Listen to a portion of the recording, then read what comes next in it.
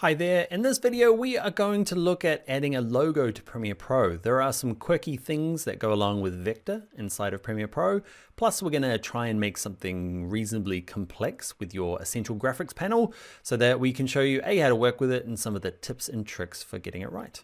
All right, let's dive in. All right, so you might have been building the co-working project, you might not have been. I've got a file here that you can all catch up with, so I'm going to open a project. Okay, it is in your exercise files. It is under co-working. Okay, and it's called co-working V1. When you open it up, you might be missing footage. Okay, you can go and find that in the exercise files if it loads up. Okay, and it looks something like this is where we're up to at the moment. You can rebuild it from here, up to you. Okay, this is kind of all I want is a bit of this last part of the structure. Yours might look something close enough to this. Okay, so adding a logo. What I want to do is we can add the logo by itself by clicking over here and saying browse, edit, actually click off so nothing's selected. Okay, and then go to new and go to from file. And that's where we can bring our logo file. What I want to do is combine it with one of these two. I want to combine it with this bottom one here. Okay, so the bottom graphic in this case is just the colored box. So we're gonna combine it mainly because I want to show you how to combine stuff, and so that our layers not getting out of control, kind of Photoshop style, Untitled 52. Okay, so we just want a couple of simple tracks in here, or layers, as they we call them in other programs. Okay, so I'm gonna have this bottom graphic selected. I'm gonna be at the beginning for no reason, just to be the beginning. Okay, and I've already got a shape. I'm going to name it, double click it. This is called my background. Okay, I'm going to import another thing. It can be text. Okay, we're going to go from file and we're going to bring in under co-working. There's one called logo co-work outlined. Okay, it's an Adobe Illustrator file. Okay, so I'm going to import that and it ends up behind everything. I want to move it up and over here. So with it selected here in my graphics panel, I'm just going to drag it left and right. Okay, I'll actually just drag it up first and across. You can get it perfectly aligned by, can you see here, there's these ones here. It says vertical center, horizontal center. At the moment, mine's kind of behind this book here, but that might work for you for what you need to do. You align the top, bottom, left, right, all of these things, okay? What I want to do is ignore all that and get it exactly where I want, okay? Which is kind of in the top right here. Now, one thing to notice is, do you notice that when we added, say, the background kind of square, nothing appeared over here in our project panel. But when we imported this thing from Illustrator, you'll see, there it is over there, comes as part of the project file. Now, the first thing you're probably going to do is then go off and search, why is it going blurry when I scale it? Okay, so let's, with the logo outlines selected here, you can either scale it here. We'll kind of show you both ways. You can do it in the effects controls, which gets a little bit messy, or over here, you can say, actually, let's scale this up. And it's that one there, drag it to the right. Can you see there that actually it's starting to go all blurry? Okay, and that's not you, it's Premiere Pro. Premiere Pro is not cut out to do vector. I don't know why, but it doesn't do something like After Effects, which does like continuous rasterization. I can't remember what it's called, but it doesn't work. You can't scale it up. So if you have no idea how to edit the vector, you're gonna have to go back to the original creator and say, can I have a bigger logo, please? So you're looking for the biggest one to import. It doesn't have to be vector because it's not scalable anyway. It can be pixelated, a raster image, a PNG, a JPEG. Ideally we want vector, but Premiere Pro doesn't know what to do with it. If you did decide I wanna scale it up, okay, let's say we do have to scale it, okay, what you need to do is edit it in Illustrator. You might not have the skills to do it. I'll give you a quick demo. So over here, okay, I can go to this one. I can right click it and say, scroll down the bottom, edit original. Okay, so I just right clicked it. So edit original. It's going to open up an Adobe Illustrator. And if you don't really know how to use it, don't worry. If you're only scaling things, really all you need to do is select it. Okay, I'm using this tool here. Drag it out the size you need it to be, holding shift so it doesn't scale. So let's say I want it to be about double the size. Okay, you want it bigger than you need it. Zooming everywhere. Okay, so get it the kind of size you want it, and then the artboard that it came off, it's really easy to adjust. This is a handy tip. If you click on your artboard tool and say, I would like the artboard to be not a custom size, but I want it to fit the selected art. Okay, if you don't have the text your graphic selected, okay, so select it all. If you can't see it and you're like, hey, I'm doing this with Dan and it's not working, hit Command Y. Okay, it'll go from being kind of white see-through to this outline view. Select it all, artboard tool, and say, let's set the artboard to fit the selected art. Hit save, Jump back into Illustrator and you'll notice, can you see it doubled in size? Okay, I don't need it to at the moment, but you will, I betcha. I made the logo perfect for this. So yes, there might be in the future. If in the future Premiere Pro starts doing vector suite, you let me know in the comments and let everybody else know. I'm gonna go back to here, undo it, save it, close it. There's a nice little connection, right? You don't have to like update it or re-import it. That's nice. Cool, so we've got our logo in here. Let's do the animation we're gonna get it to fade in. Okay, do a bit of practice. And we'll do it on both sides, just because I know it can be a bit daunting with both sides here. So I've got my graphics selected here. I've got the logo selected. I'm gonna go to the beginning. I'm holding Shift to make sure it snaps to the beginning. Okay, and I'm gonna say, set a keyframe for opacity, which is this one. Okay, and I want it to start at 0, and then move along some time. I'll have to adjust it in a second, and then to get it to come up. And you can just do it that way. That might be a nice way of working. Hit spacebar, let's play it. Can you see it fades in? Fades in, there you go. Shift K, remember, is the kind of jump back and loop around. Yeah. All right, I can live with that. And I'm gonna undo that and do it over here. You should just practice doing it both ways as well. Okay, so same thing, back at the beginning. I've got my graphics selected. I've got the logo selected over here, and I just need to find the right one. So I'm going to twirl up video. When we're dealing with like motion graphics, okay, we want to be dealing with this graphics tab, nothing down here in video, okay, because you can do opacity, and in this case, to be honest, it'd work fine. Don't tell anyone, but you should be using the vector versions. So I can do one of two things. I can do the animation of the entire group, which is this vector motion, which will do both the logo and my background. I'll show you what I mean. You see, I can you do opacity? You can't do it for vector motion. Good work, Dan. You'd have to do it down here. And if I did it down here, you could do it for both of them. Okay, so it does the background and the graphic, and you might be totally looking to do that. To do them individually, let's find not the background, but the logo. Let's twirl it down. Let's set a keyframe for the beginning of opacity, go along sometime, and then actually go back to the beginning.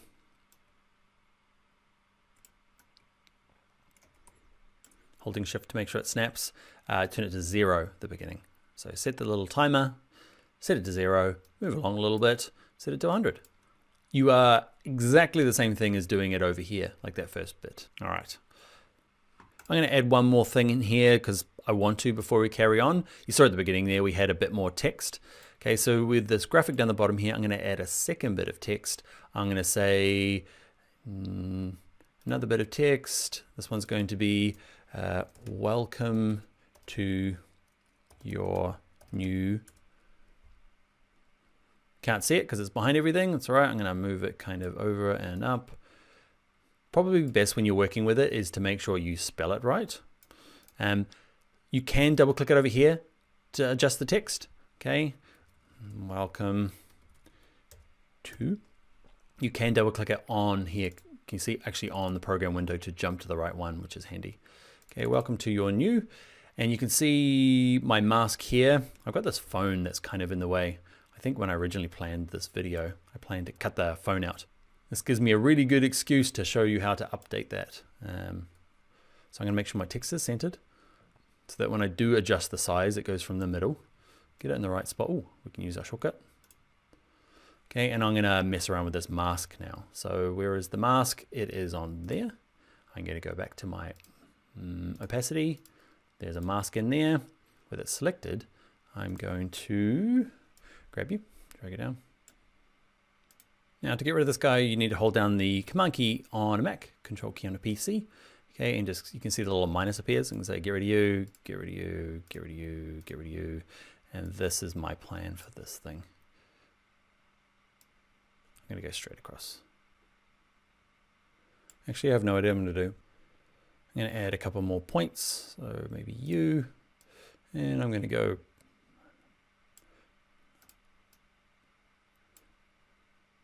What are you doing, Dan? Making a straight thing across there. Get rid of that phone. So click off in the background. So now I can see welcome to your new. So there we go. I'm gonna pick two fonts. because I picked Arial for you guys just so that it didn't freak out with new fonts when you opened it up if you carried along. Anything else? I'm gonna mess with the fonts in between videos. What I'm gonna do before you go is get the timing right. Oh, and there's one other bonus thing I want to show you. So I've got that coming in. Let's say that I do want co-work to be down here. Okay, so it's currently here on this bottom layer. Okay, so if I move it down, because it's underneath the this middle part here, okay, I can't see it. You're like, well, I need it up here now. How do I do that? So if you do need that to happen, you can have it selected. Okay, click on the logo. Okay, just go straight up Command X for cut. Okay, or Control X on a PC. That's just, you know, when we're cutting and pasting, just regular old shortcut. Okay, select it at the top here and say paste. It'll go from this essential graphics to this one here at the top. Okay, so now it's on top and I can move it down. Click on just the part I want, home office, nope, the logo, and I can move it down. I don't want to do that, but you can cut and paste between them. Other useful things when we are getting to these kind of like bigger groups of essential graphics. Okay, there's lots going on in that one little clip. Okay, you can see over here, we can start doing groups. Okay, you might decide all your text goes into one, or test. Okay, and all the text goes into one group. Okay, and you might have, let's say, make sure where you can see the group ended up inside text. I'm gonna undo and just have nothing selected, click in no man's land to do a group that is not kind of inside that first one. Let's go double click this one. This is going to be my logos. Mine's not complex enough. Mine never get complex enough to break these into little groups. It's totally up to you. Okay, you might get really complex, or at least all the text needs to go, or you just want to hide everything except for the couple of bits of text that you can edit and adjust quickly. Obviously, layer order is quite important. So background, if it's at the top, covers everything. Background needs to be at the bottom. I'm going to do one more thing before we go is I'm going to get that welcome to animate on. So make sure at the beginning of your clip, okay, with it selected, welcome to your new, I'm going to say start the toggle the animation for position on, and I'm going to start it up. Okay. If you always drag it the wrong one and the wrong way, don't worry, I do it all the time. You go up there. Then after some time, maybe, yeah, there, it's going to come down. How far? Don't go the wrong way.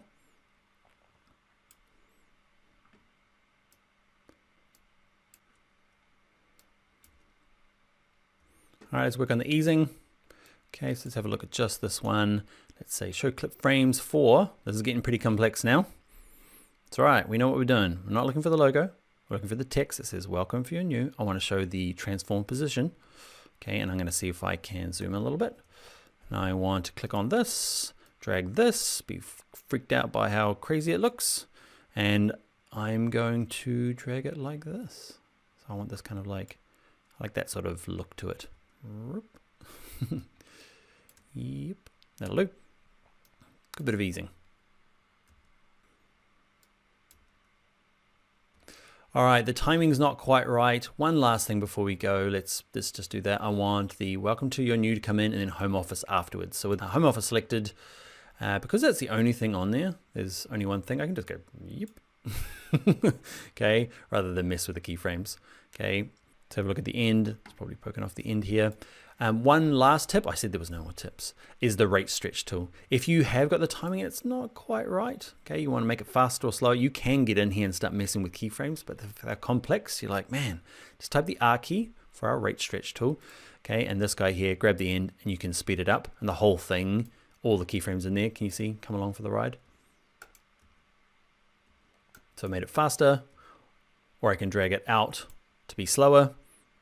I can do that, okay. And then go back to your normal tool and kind of get it the timing right. That'll do. All right, off camera, I'm going to pick new fonts. I'll see you in the next video. I lied, I'm back already. Hey, there's the fonts I picked. I wanted to show you something because I ran into a problem. I saved over the file that I meant to save for you guys. It's meant to be nice and clean and be in an Arial, but I just totally saved over the top of it. So I wanted to show you a quick thing is there is, sometimes you can go to file revert and that will go back to the last time it was saved. It's grayed out for whatever reason. So I'm like, oh, how do I go all the way back? I can smash through undo.